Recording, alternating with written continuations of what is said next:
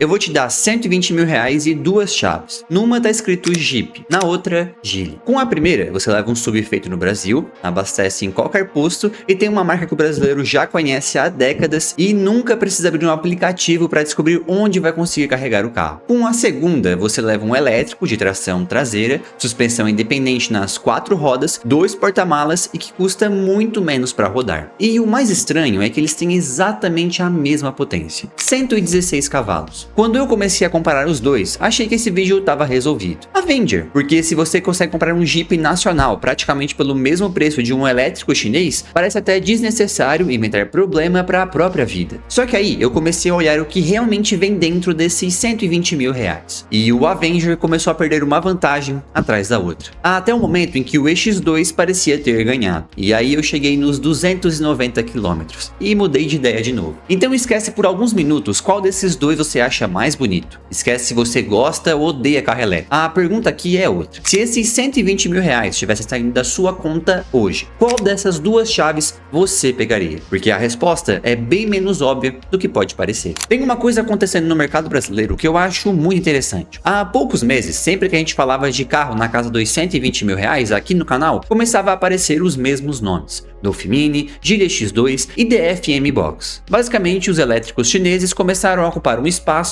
que antes parecia impossível. Você olha um carro como o EX2 e pensa: tá, eu nunca tive um Geely na vida, mas olha quanta coisa eu tô levando por esse dinheiro. E isso fez muita gente que nunca cogitou comprar um elétrico começar pelo menos a fazer a conta. Só que agora, a Jeep resolveu entrar exatamente nessa conversa. O Avenger chegou com uma campanha de lançamento de 114 mil nas primeiras unidades. E mesmo considerando o carro na casa dos 120 mil, depois da condição inicial, ele continua praticamente no mesmo território do EX2 Pro, que hoje é anunciado por 123 mil. E aqui muda completamente a conversa, porque agora não é mais qual elétrico barato eu compro. Agora é, eu compro o elétrico ou nem entro nessa história e levo um Jeep. E sinceramente, se você olhar só para a facilidade de ter o carro, o Avenger começa esse vídeo com uma vantagem bem grande. Imagine uma pessoa que tem um carro só em casa. Segunda-feira vai trabalhar, sexta resolve viajar, no sábado visita alguém em outra cidade, nas férias pega estrada, mora em apartamento, não sabe se o condomínio vai deixar instalar um carregador. Essa pessoa entra num Jeep, deixa 120 mil reais e acabou. Não precisa mudar absolutamente nada na vida dela.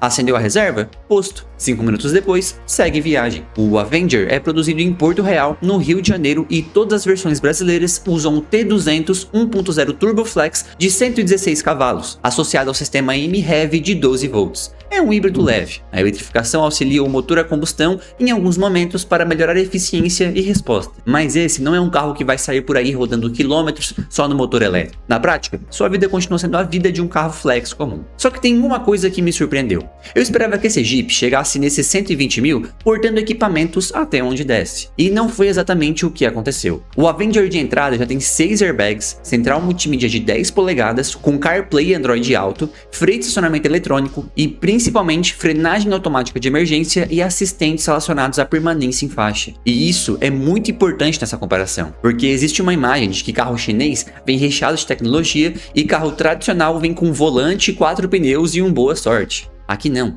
Na parte de segurança ativa, o Jeep básico dá uma resposta muito boa. O EX2 Pro também tem 6 airbags, controle de estabilidade, tração traseira, câmera de ré, sensores traseiros e controle de cruzeiro. Mas o pacote ADAS do Geely, com frenagem autônoma e piloto automático adaptativo, fica no EX2 Max, que custa 136 mil. Então, nessa altura da comparação, eu pensei, pronto, é isso. O Jeep custa parecido, é nacional, não precisa carregar e ainda não tomou aquele massacre de equipamento que eu esperava. Só que aí eu coloquei os dois carros lado a lado, e foi aí que o EX2 começou a devolver os golpes no Avenger. O Avenger tem 4,08 metros de comprimento, o EX2 tem 4,13, 5 centímetros, praticamente nada. Só que pega a distância entre eixos. Os Jeeps são aproximadamente 2,56, no Geely 2,65, são 10 centímetros a mais de espaço onde efetivamente ficam as pessoas. E isso acontece porque o EX2 nasceu em uma arquitetura elétrica. Não tem motor a combustão ocupando a dianteira, não tem a mesma organização mecânica de um carro convencional e o piso traseiro é plano. O resultado é um carro que por fora continua compacto, mas começa a fazer um uso muito melhor do espaço por dentro. Aí você abre o porta-malas. Avenger 321 litros, EX2 375 atrás, e como o motor tá no eixo traseiro, aí tem 70 litros debaixo do capô dianteiro. Isso começa a incomodar, porque lembra da pessoa que escolheu o Jeep pensando, eu tô comprando o carro mais prático? Se praticidade para você também significa colocar gente e bagagem dentro do carro, o elétrico começa a parecer mais prático. E a mesma coisa acontece na cabine. O EX2 Pro já traz ar-condicionado digital, com saída para quem tá atrás, câmera de ré, auto hold, painel digital de 8 polegadas e aquela multimídia enorme de 14 polegadas. Hoje, o EX2 também já recebe Apple CarPlay e Android Auto por atualização feita na rede autorizada. Então o Jeep não é pelado, longe disso, mas você começa a perceber uma diferença. O Avenger está usando parte dos 120 mil reais para te vender facilidade. O Geely usa uma parte muito maior desses mesmos 120 mil no carro em si. E então apareceu um número que eu não esperava. Os dois carros desse vídeo têm 116 cavalos e o 0 a 100 também é praticamente um empate. Só que a ficha técnica sozinha engana muito. No Geely, você pisa e o motor elétrico responde imediatamente. Ele tem tração traseira, suspensão independente nas 4 rodas e faz 0 a 50 em 4 segundos. Não virou um esportivo, mas é justamente naquela arrancada do semáforo, naquela entrada da rotatória, naquela brecha no trânsito, que um elétrico normalmente parece mais disposto do que os números sugerem. O Avenger segue outra lógica: motor turbo, câmbio, ruído, mudança de rotação. E ele tem uma característica que eu acho que conversa muito mais com o Brasil real. Você não precisa pensar no terreno nem no destino antes de sair. Quer pegar a serra? Vai. Quer viajar 500 km amanhã porque apareceu um compromisso? Vai. Quer ficar uma semana sem ter pensado uma única vez em carregamento? Vai. E é exatamente aqui que o EX2, que estava começando a parecer uma escolha quase óbvia, bate na parede. O EX2 usa uma bateria LFP de 39 kWh e tem uma autonomia homologada pelo Inmetro de 290 km.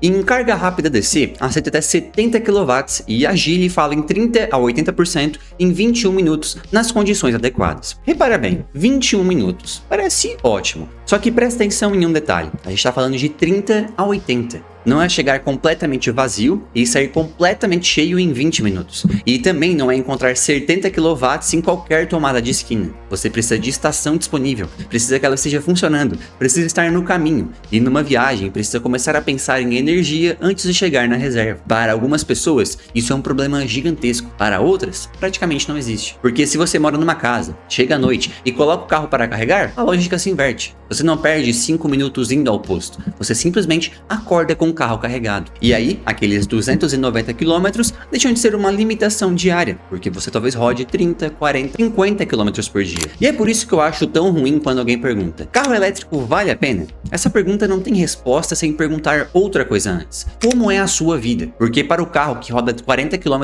por dia e carrega na garagem, o EX2 pode ser absolutamente conveniente. Para o cara que mora em apartamento sem tomada e pega estrada todo final de semana, eu nem tentaria convencê-lo. O Avenger faz muito mais sentido. E independentemente de qual desses dois eu levasse para casa, tem uma coisa que eu colocaria logo no começo: uma câmera veicular. Principalmente porque eu gosto da ideia de ter registrado o que aconteceu na frente e atrás do carro se alguma coisa acontecer no trânsito. Eu encontrei a DDPI N1 Dual, que grava em Full HD nas duas câmeras. Tem Wi-Fi para acessar o aplicativo, visão noturna, grava em loop e tem sensor de impacto. Eu deixei o link dela aqui na descrição e o QR Code aparecendo agora aqui na tela. É um link de afiliado. Então se você comprar por ele, você ajuda o novo motor sem pagar nada mais por isso. Agora, por que o próximo ponto talvez seja o que realmente decide essa compra depois de alguns anos? Tem uma diferença entre pagar 120 mil reais por um carro e manter um carro de 120 mil reais. O Avenger melhorou bastante em eficiência. Com gasolina, os dados divulgados para ele ficam em torno de 12 e 14 km por litro. Nada absurdo para um subcompacto turbo. Mas continua existindo gasolina, óleo, filtros, motor térmico, transmissão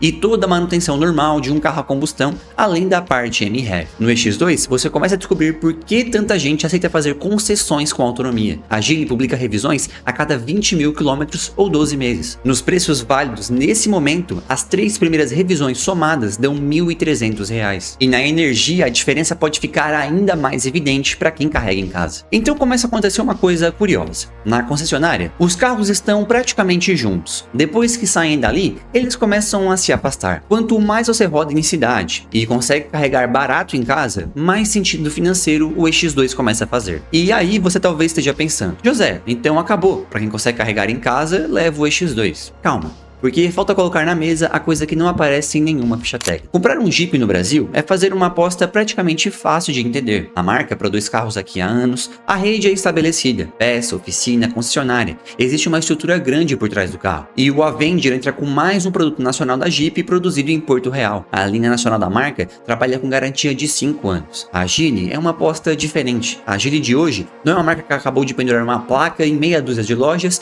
e está tentando descobrir se o Brasil vai dar certo. No fim de julho, a empresa informava 43 concessionárias e outros 13 pontos de venda em shopping. O X2 já tinha passado de 20 mil unidades vendidas desde a chegada ao país. E a Geely está ligada industrialmente à Renault no Brasil. Isso, para mim, muda bastante a percepção de risco da marca. Ainda não transforma a rede da Geely na rede da Jeep, mas também seria injusto tratar esse carro como se estivesse comprando de uma fabricante desconhecida que pode desaparecer mês que vem. E a garantia do X2 é bem forte. São 6 anos ou 150 mil quilômetros para veículo e 8 anos para a bateria. Então chegamos numa situação muito estranha. O carro que parecia arriscado começa a apresentar argumentos bastante sólidos. E o carro que parecia a escolha óbvia começa a mostrar que você está pagando sim por uma tranquilidade que talvez nem todo mundo precise. Foi aqui que eu parei de tentar escolher qual é o melhor carro, porque eu acho que essa pergunta tá errada. O Avenger é a compra para pessoa que não quer que o carro dite nada da rotina dela. Você não quer saber onde carregar, não quer planejar viagem em função de autonomia. Talvez more em apartamento, talvez use esse carro para tudo. Talvez tenha uma rotina imprevisível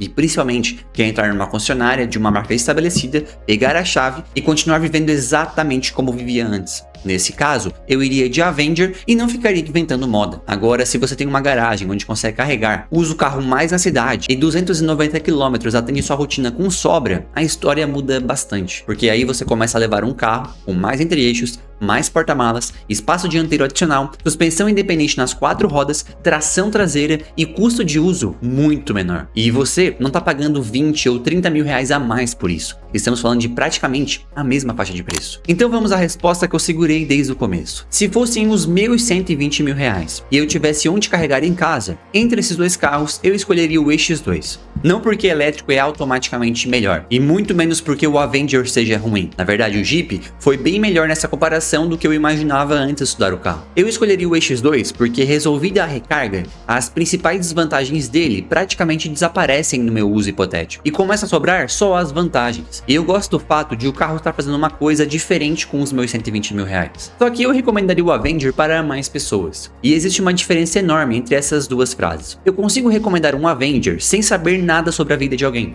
Com o X2, eu preciso fazer perguntas. Tem garagem? Consegue instalar carregador? Quanto roda? Viaja quanto? É o único carro da casa? Onde mora? Onde costuma viajar? Se essas respostas forem favoráveis, eu acho o X2 uma compra mais interessante. Só que se não forem, o Jeep é muito mais difícil de dar errado. E essa talvez seja a grande vitória do Avenger. Ele não precisa ganhar do X2 na ficha técnica, ele só precisa ser mais fácil de encaixar na vida de quem está colocando 120 mil reais do próprio bolso em um carro. Só que tem um último detalhe. Eu disse que escolheria o X2, não disse que sairia hoje correndo para comprar um. Porque a Geely já confirmou oficialmente que o X2 vai ser produzido aqui no Brasil, no complexo industrial da Renault, até final desse ano. E isso abre algumas perguntas bem importantes. O preço pode mudar? A configuração pode mudar? O carro nacional pode trazer alguma vantagem que o importado não tem? Pode melhorar a disponibilidade de peças? E principalmente, faz sentido pagar 123 mil no X2 importado agora, sabendo que o nacional pode estar bem perto? Eu não vou responder isso agora porque essa pergunta merece um vídeo inteiro. E é exatamente o próximo que eu quero fazer. Porque talvez, depois de passar esse vídeo inteiro concluindo que o X2 é o carro que eu escolheria, a decisão mais inteligente talvez seja justamente não comprar o X2 ainda. Então se você quer ver o próximo capítulo dessa história, se inscreve no Novo Motor, que é o próximo vídeo que eu vou publicar aqui no canal.